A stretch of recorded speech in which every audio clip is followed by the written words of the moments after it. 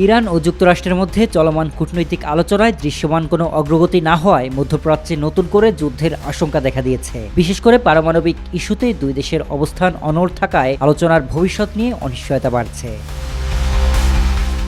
ইরানের পার্লামেন্টের জাতীয় নিরাপত্তা ও পররাষ্ট্র নীতি বিষয়ক কমিশনের একাধিক সদস্য যুক্তরাষ্ট্রকে সরাসরি হুঁশিয়ারি দিয়েছেন। কমিশনের এক সদস্য বার্তা সংস্থা ইরনাকে জানিয়েছেন, যুক্তরাষ্ট্র কোনো কৌশলগত ভুল করলে ইরানের প্রতিক্রিয়া আগের চেয়ে 3 গুণ শক্তিশালী হবে। তার ভাষায়, যুক্তরাষ্ট্রের সব স্থায়ী ও ভ্রাম্যমাণ সামরিক ঘাঁটি ইরানের সশস্ত্র বাহিনীর বৈধ লক্ষ্যবস্তুতে পরিণত হবে। একই সঙ্গে তিনি জানান, যুক্তরাষ্ট্র হামলা চালালে ইসরায়েলও ইরানের প্রতিশোধমূলক হামলার মুখে পড়বে।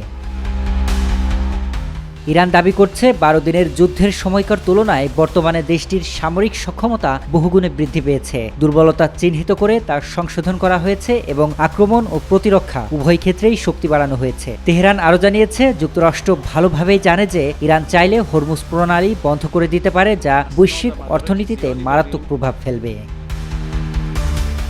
এ প্রসঙ্গে নিরাপত্তা বিষয়ক কমিশনের এক মুখপাত্র জানিয়েছেন, যুক্তরাষ্ট্রের সামান্যতম ভুলের ক্ষেত্রেও সর্বোচ্চ মাত্রায় জবাব দেওয়া হবে। তবে তিনি জোর দিয়ে বলেন, ইরান যুদ্ধকামী নয়, বরং জাতীয় স্বার্থ, জনগণ ও ভূখণ্ড রক্ষায় যেকোনো আগ্রাসনের কঠোর জবাব দিতে প্রস্তুত তেহরান।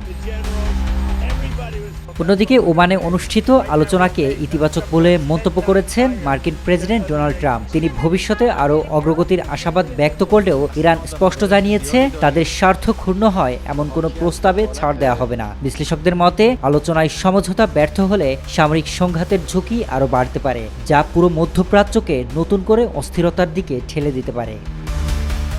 শরীফ রাহাত, দেশকাল নিউজ।